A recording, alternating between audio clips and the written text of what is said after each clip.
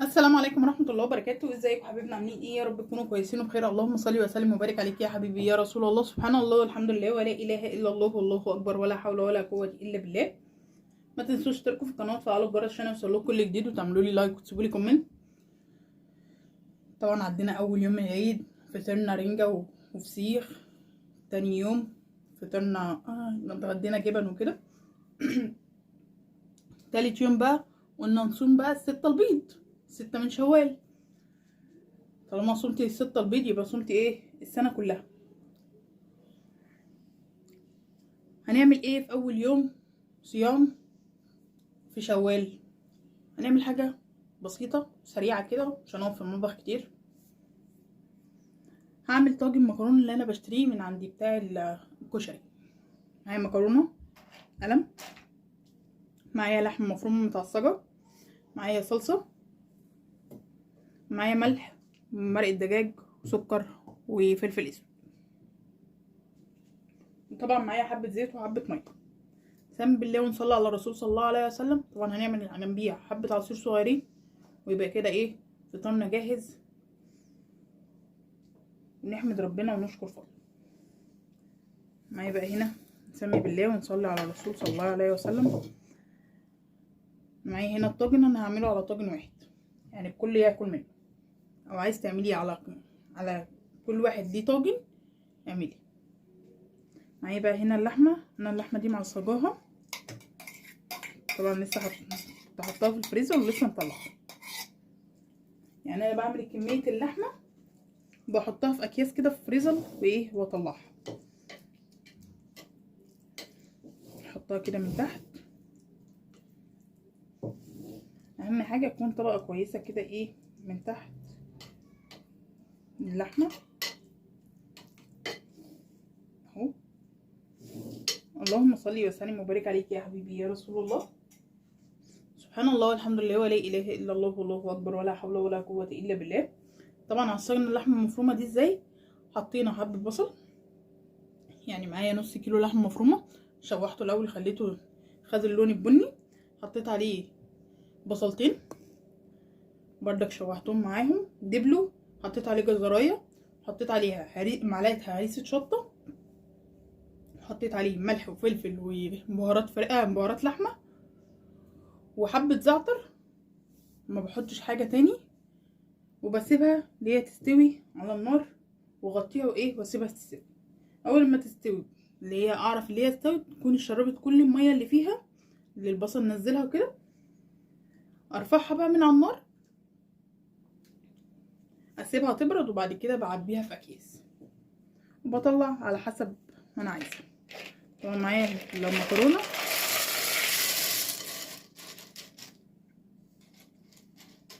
بس انا هشيل من المكرونه دي عشان المكرونه دي كتير يعني. خدت كده كبشتين هم دول اللي انا شفتهم.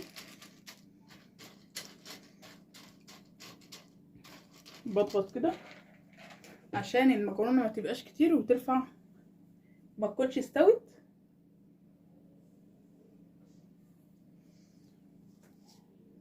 تمام. هسيبها بقى كده على جنب واجيب قيمه كوبايه ونص من الميه، احط عليها الصلصه. دي الصلصه اللي احنا كنا مفرزينها مع بعض، صلصه الطماطم.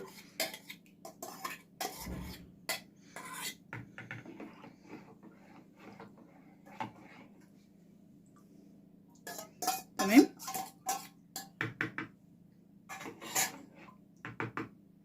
احط لها بقى الملح والفلفل ومرقه الدجاج.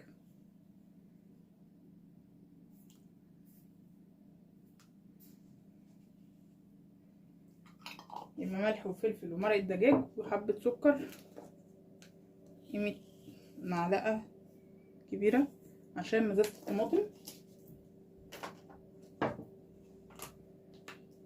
وقيمه كده معلقتين زيت.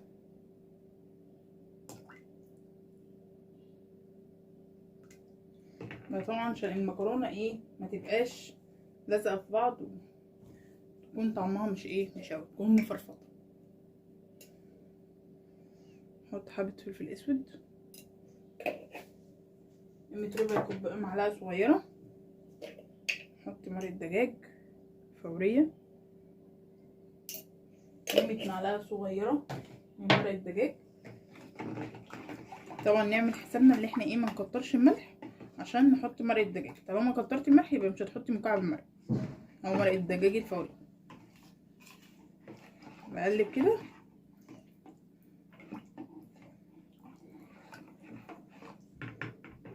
تمام. بجيب بقى الطاجن بتاعي، نحط عليه الصلصة،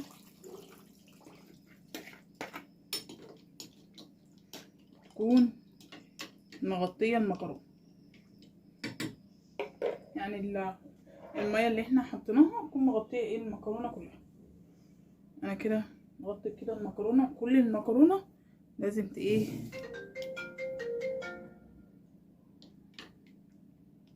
لازم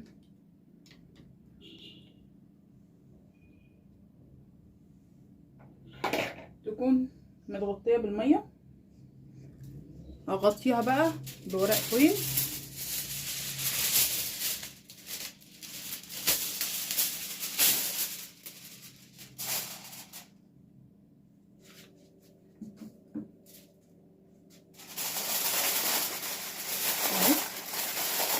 وادخلها الفرن على درجة حرارة 260 على الرف الاسطواني.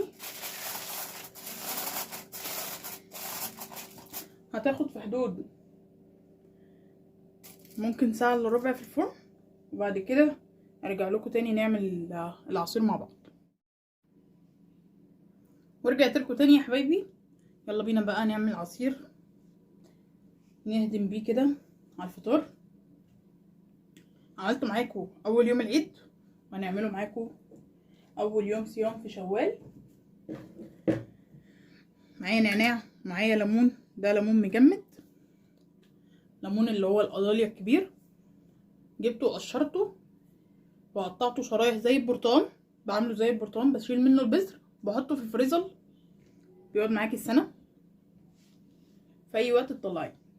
تمام. معايا بقى شفشق الخلاط،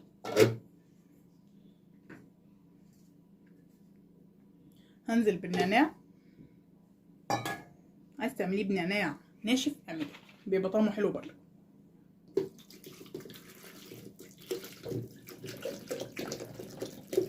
طبعا هننزل بالميه.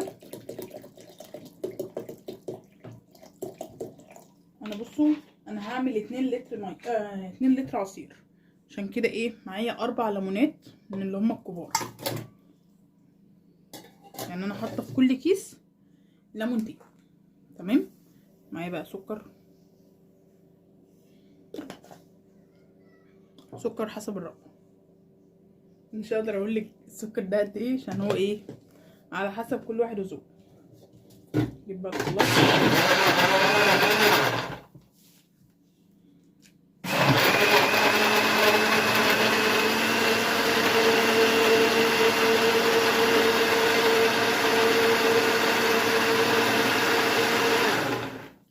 اهم حاجه ان انت تطحني السكر كويس، يكون السكر اتضرب ويكون كمان الليمون اتفرم كله.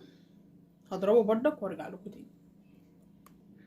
معايا بقى بوله، وابدا ان انا اصفي الليمون ده عشان طبعا بيبقى فيه تفل.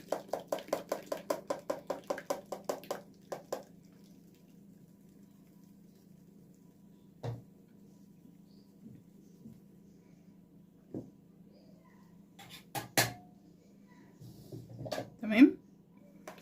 اللهم صل وسلم وبارك عليك يا حبيبي يا رسول الله. سبحان الله والحمد لله ولا اله الا الله والله اكبر ولا حول ولا قوه الا بالله. عايزه تعمليه لبن عصير بليمون فرنساوي بالنعناع، اعمليه باللبن. ده الليمون العادي اللي هو بتاعنا بالنعناع، طبعا بيتاكل بيتشرب جنبيه اي حاجه انت عايزاها، بس اهم حاجه هو بيتشرب جنبيه الفسيخ والرنجه. بس انا ايه بقالي يومين كده نفسي فيه، عملت لهم اول يوم العيد وقلت اعمله لهم ايه في فطار اول يوم صيام من شوال. في ناس هتقولي انت لسه في العيد تبداي صيام على طول كده؟ في ناس بتبدأ من تاني يوم. يعني انا والدتي ممكن تبدأ من تاني يوم على طول، انا ممكن ابدأ من تالت يوم، ممكن ساعات ابدأ من تاني يوم معاها.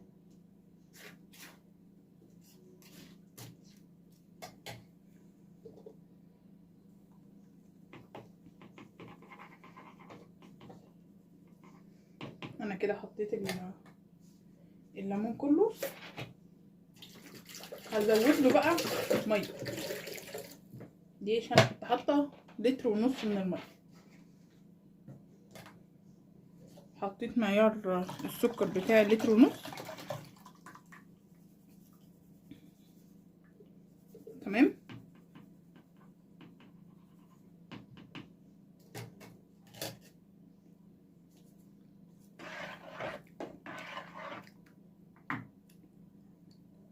احطه بقى في الازايز، في الكوبايات، يا ربي احطه في الكوبايات. طبعا المكرونه استوت ووريهولكم في الشكل النهائي.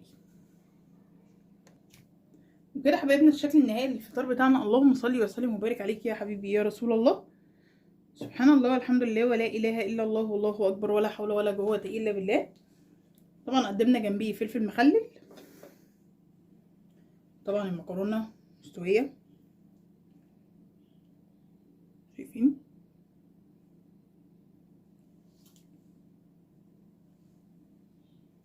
طبعا المكرونه تحفه